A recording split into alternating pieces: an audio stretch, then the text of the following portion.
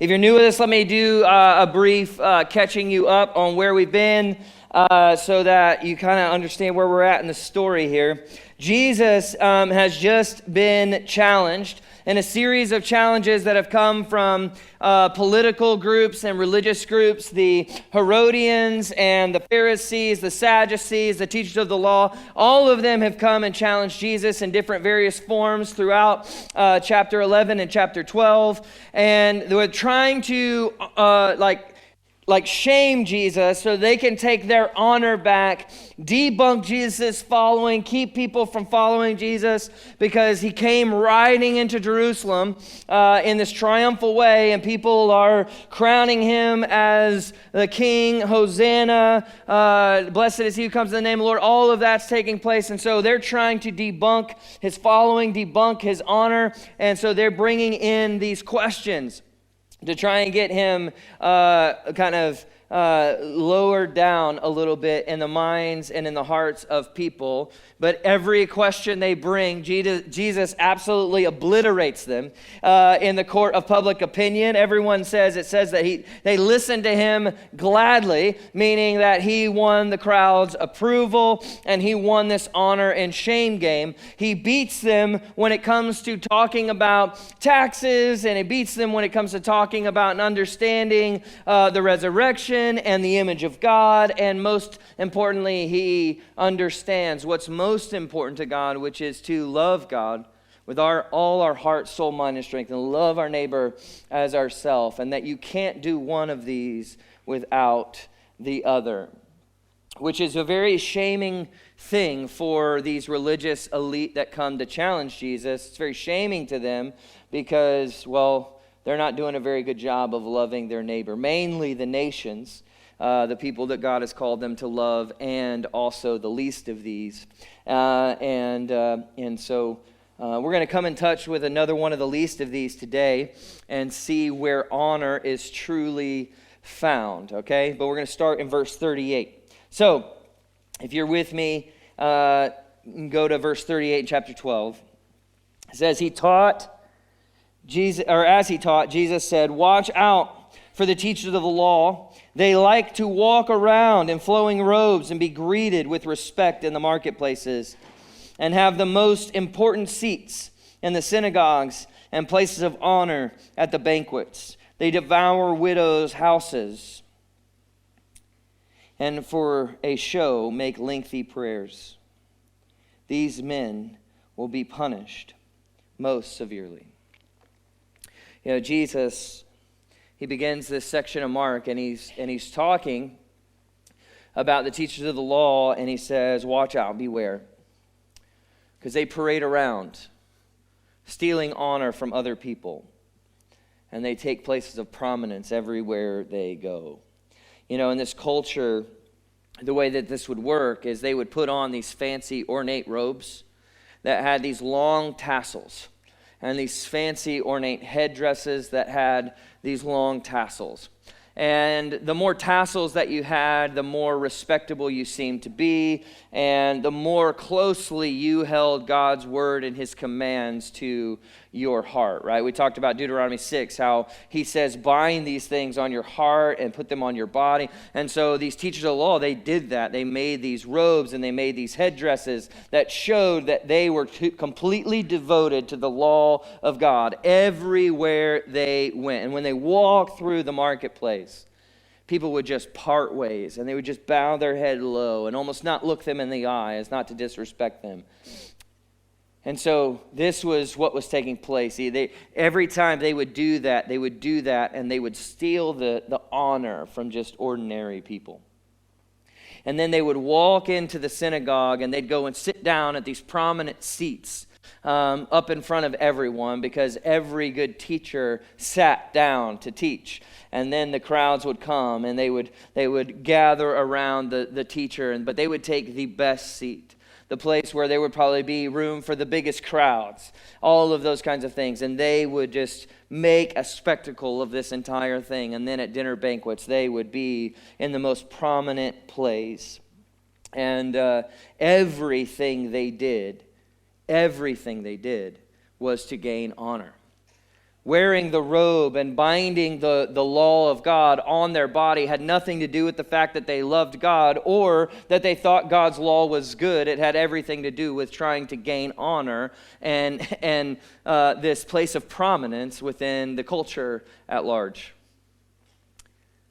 And the same was true at these banquets. I drew a picture of this for you.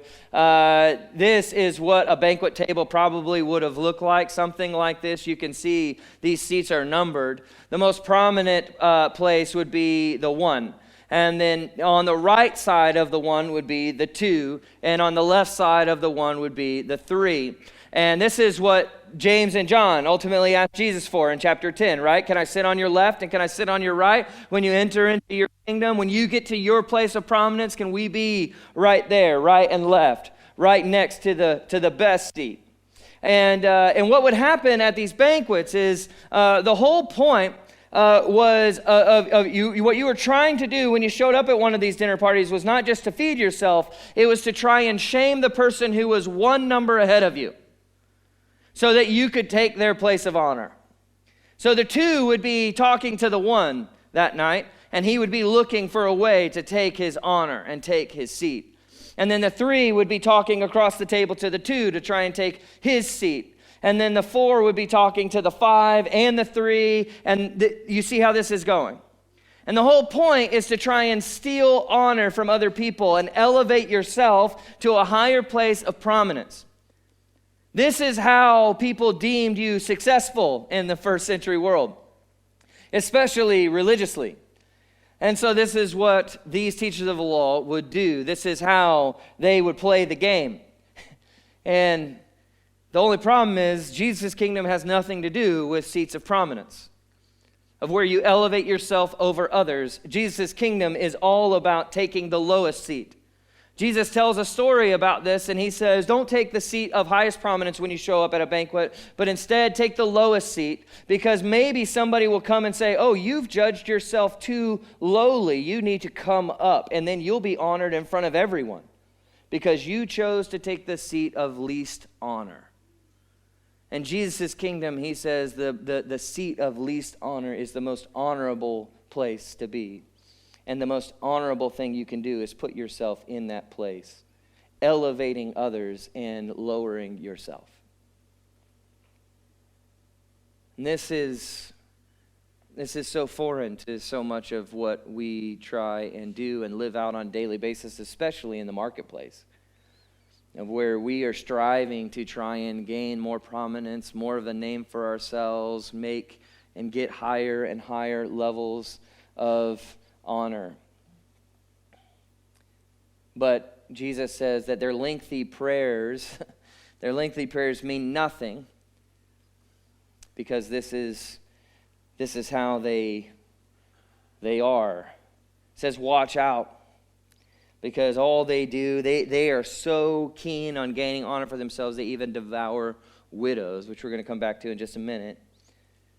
And so he says, don't buy into their religious practices like lengthy prayers, because they're doing other things that are really truly showing their hearts. He's calling them hypocrites. You know, when I was a kid, my church, I don't know if you grew up in a church like this, or maybe you didn't grow up in church at all, and that's okay too. But in my church, there was this Sunday. I think it was 4 times a year, because we did it on 5th Sundays, that were called Youth Sundays. Anyone ever experienced a Youth Sunday where the music was really bad, the preaching was worse, and communion got spilled all over the church? Okay. So anyway, Youth Sunday was something that we did at our church, and I can remember when I was a Ute that they would, my grandma used to call me that. She used to call me a Ute. Anyway, I'm just reliving childhood memories right now. But when I was young, I was in middle school, early high school, and our youth minister would come to me, who was planning the service, and he would say, Derek, would you be willing to pray for us during the service? And I would say, sure, what am I praying for? And it would either be communion or offering or closing the service out or something like that. I never got asked to preach, because I wasn't any good at that, apparently. But they did ask me to pray. And so I would get up there and I would pray. And I can remember this vividly, especially from and amongst the adults that were in the room, the sweet elderly ladies. They would come up to me after church and they would say, oh my, I just loved your prayer. You're so good at praying. You have a real gift. And if I'm honest, my relationship with God was pretty non-existent at that point in time in my life. Like, my relationship with God consisted of me showing up to church on Sunday mornings, going to Sunday school, sitting through service, and then going to Wednesday night for two reasons, primarily: to hang out with my friends and try and make a girlfriend, okay? Like, that was why I went to church. I'm just being honest. And I can't remember, I literally can't remember anything that I learned in church as a preteen or a teenager. I can't remember a thing except for how to draw a map of Palestine. I don't know why, but I learned how to draw a map of Palestine. I learned a few songs, okay, but I can't remember one teaching that I heard. But I grew up the son of a pastor, and so I knew what to say when I got on stage. I had people in my house all growing up. We would have dinner with people from church, and the pastor would ask his son, do you mind praying for our dinner tonight? So I know what to do when called upon to pray. I know what to say. I know how to fake it. But there's no honor in that at all. And it seems to be what's happening and what's taking place in this story, or at least what Jesus is pointing out about these teachers of the law, that this is kind of how they are walking through life. They know all the things to say. They know how to make everyone believe that they have some deep relationship with God, but it's really not there. It's really just non-existent. Their hearts are not torn toward him.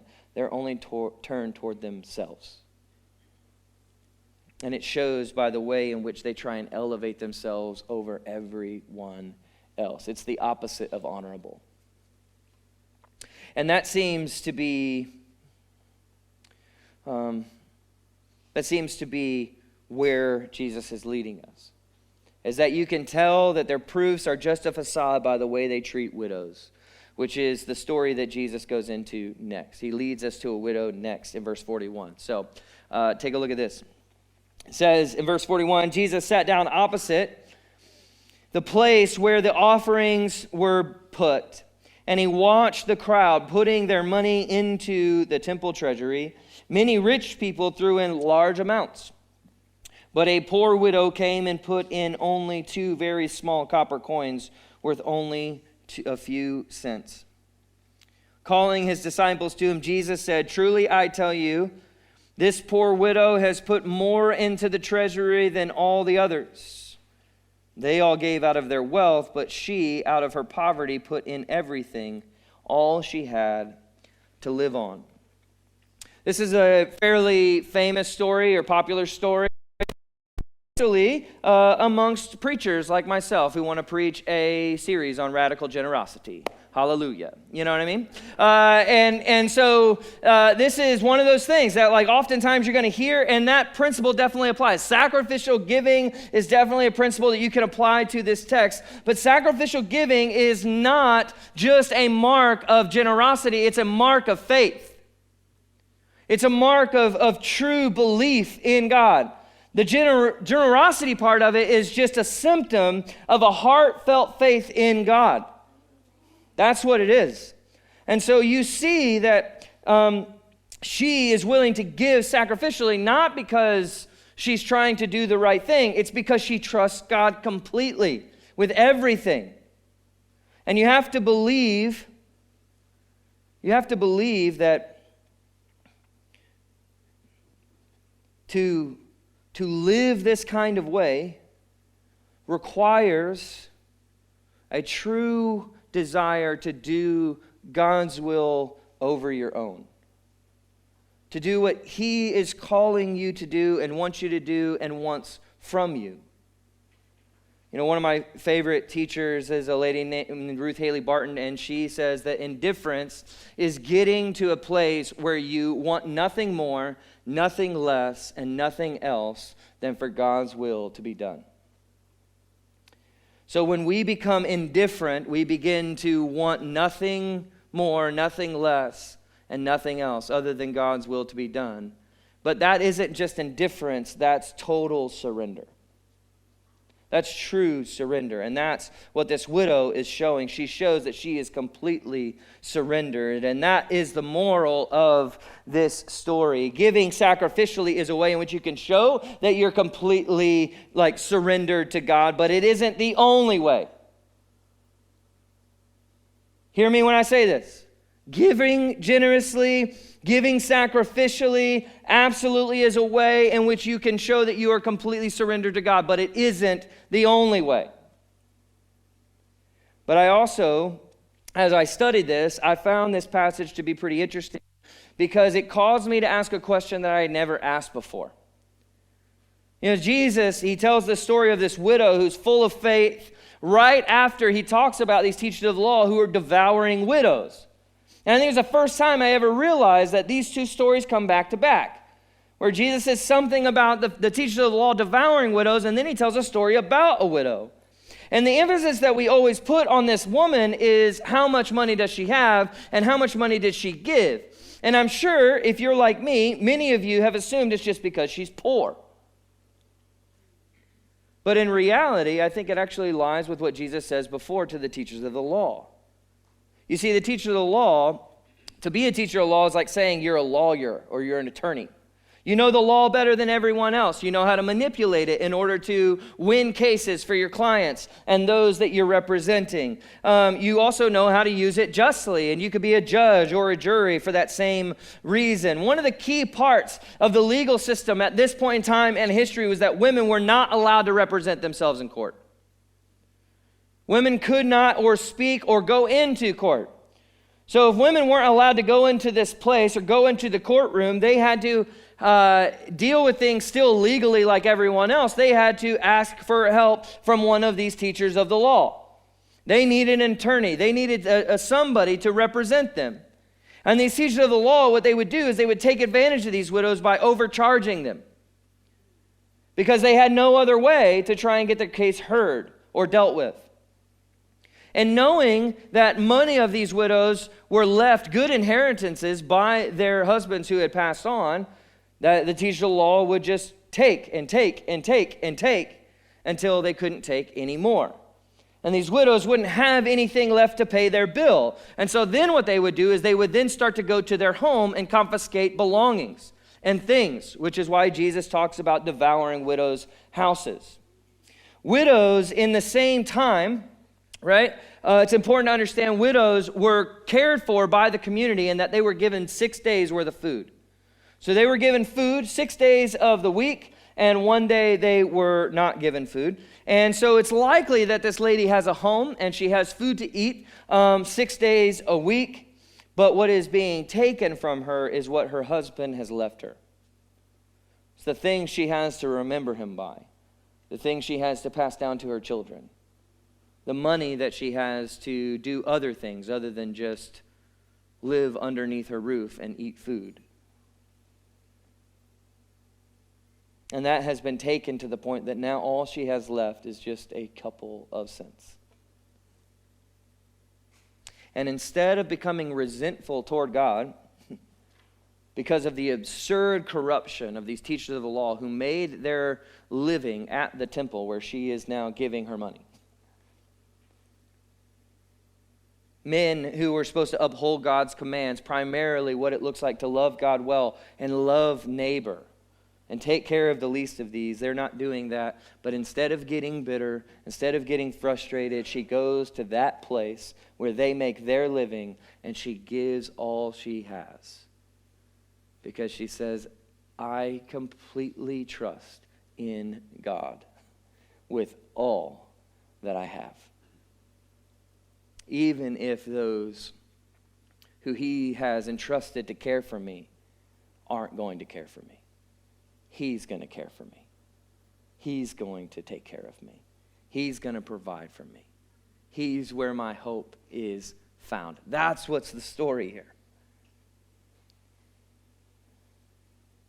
She puts her full trust, her full surrender in who God is and what he can do in her life. So let me ask this question of us today. What is God calling you to hand over to him? What is he calling you to fully surrender in faith and in trust? And it isn't just about money, although there is a good chance that many of you, like most people in our world, have a little bit of a money worship problem. Like our world just worships it.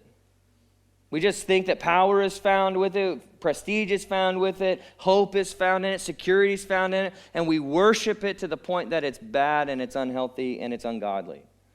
And so there's a good chance that maybe that is part of it, is that you do need to give some of your money away. You do need to hold less tightly to it. But it's not necessarily the thing that you need to surrender to God today. I would say it's not the most important thing that you can surrender to God today. It might be your future.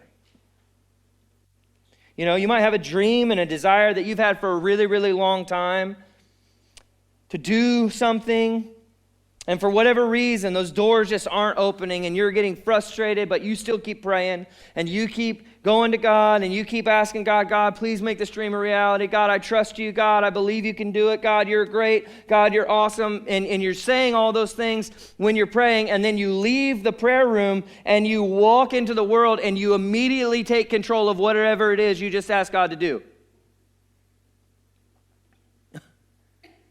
And he's saying, do you want me to do it, or do you want to do it?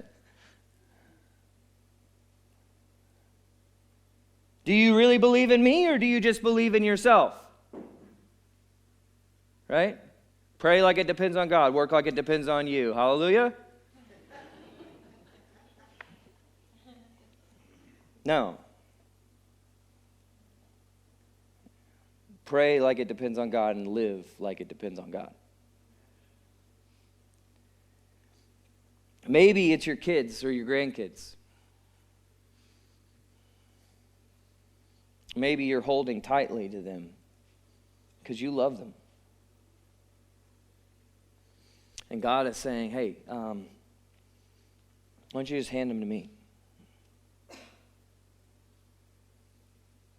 Like Abraham and Isaac, he's saying, hey, do you trust me enough to put them on the altar?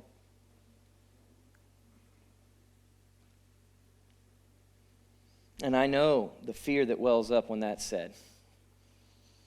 I think about it. I can picture the fear that wells up inside of you. I can also see the confusion and fear on the face of a child that's just been handed over and put on the altar. It feels like you're just being this like horrible, horrible caretaker. And that's what the enemy would love for you to believe. But don't for 1 second think that that child is better off in your hands instead of God's hands. Don't you for 1 second believe that that child is better for you to hold on to instead of God to hold on to. And I know that's scary, but that's the tightrope of faith. That's what it looks like to trust God. But also, maybe he's just inviting you to surrender yourself. And maybe he's saying, you're willing to give some money because you have plenty of it. You're willing to give a little bit of time here and there because you like helping others and being helpful. You're willing to give up some comforts because, there's a sense of personal devotion that you feel when you do something like that and that other people see in you when you do something like that. But you're not going to give him you. You can't let him strip away this mask that you wear every single day in front of others. You can't let him see it. You can't let him see the real you. You're afraid that if that part of you is gone, that they're not going to love you anymore. Then they're not going to love you when the real you is actually presented to the world. And maybe even a worse fear is that you're afraid God's not going to love you when that mask comes down. Because you know the darkness. You know what you're capable of. Most people have never seen it. And to give him and let him investigate that part of you further, search you in a deeper way, and potentially uncover traumas of your past that lead to those dark actions and symptoms that present themselves on the surface. You're not ready for that. To revisit those places is just going to be too hard and too difficult. You won't give that up. But can I tell you something? Thank you for saying yes.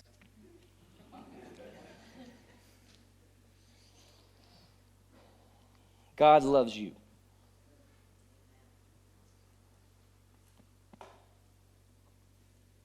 He doesn't love the you that everyone else sees. He doesn't love the you that everyone else knows. He loves the you that's judgmental and self-righteous and addicted and broken beyond belief.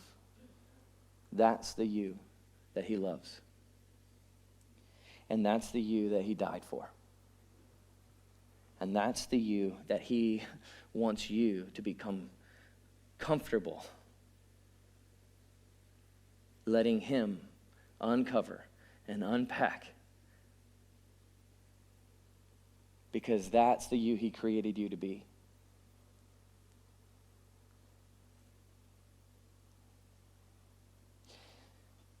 But can I be honest? That's a transformational journey. That isn't something that takes place in a second or a snap of a finger. But the way transformation takes place is not by him removing the thorn from your flesh that you're trying so hard to hide from everyone else. That's not how the transformation takes place. It takes place by letting that thorn in your flesh draw you closer to him and understand truly his love for you in that place. The place that he knows more deeply than anyone else and loves you in spite of it. Letting that draw you closer to him. That's where transformation begins to come, because you begin to rest in his love in that really special way that only a child can rest in the love of an unconditional, caring, generous father. Because he shows you that love again and again and again, even on your worst day. And this takes place in our lives when we begin to see and we begin to understand that the truest thing about us is not the sin. The truest thing about you is that you are created in the image of God. And that he loves you so much that even while you were still sinners, he came to die for you. When you begin to understand that truth more deeply than anything else, you can begin to surrender everything else, knowing that you are safe in the Father's arms and in the Father's love. And that's what surrender looks like. But you may need to take some smaller steps. Maybe trusting him with your need for control, or your incessant need for more stuff, adventures, and experiences, or maybe even your finances, as just a step forward toward being able to trust him with everything, with all of you and all that you are. So, what will it be? That's really the question. What is he calling you to lay on the altar? Trusting that he will be gracious and caring over whatever that is. I recently have been wrestling with this question. It just so happens that Jesus decided to preach to me today. And this week, as I was studying this passage, but I've been wrestling with these questions. And I got to be honest with you, man. I have been afraid. I've been afraid to give God everything. I've been afraid to give him all my life because, honestly, I'm afraid that he might take it away. Whatever I give him, I may never get it back. In essence, I've been afraid that he's not actually good.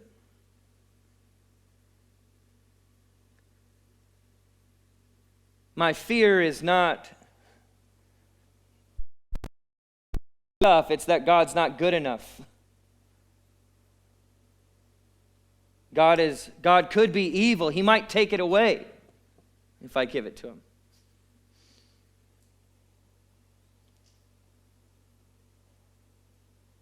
I was afraid because what if his will and his way means I don't get mine?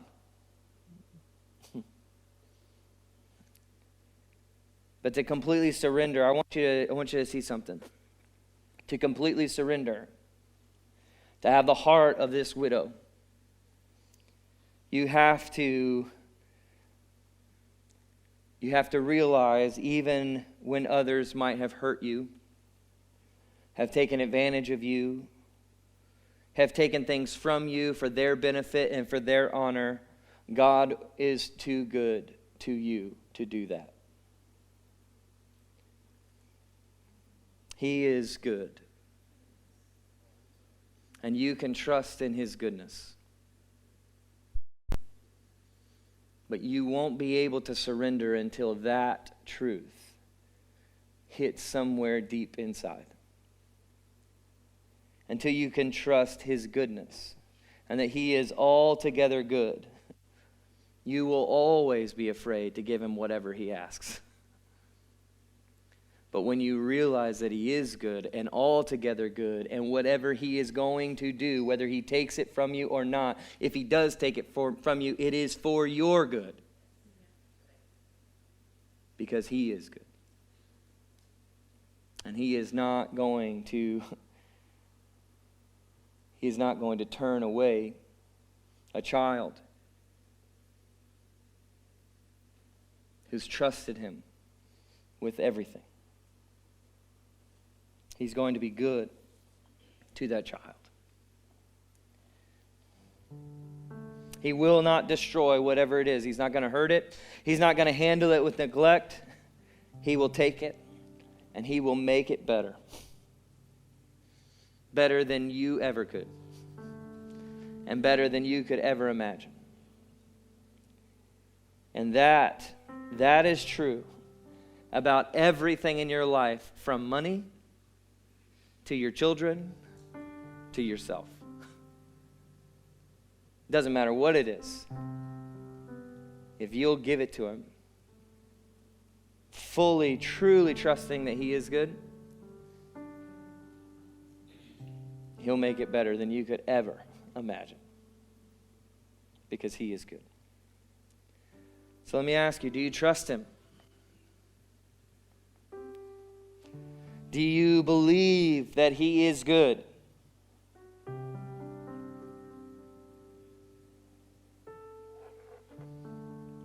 Then I pray and hope that you will join me in trying to give it all up. Surrender whatever it is that he asks us to give.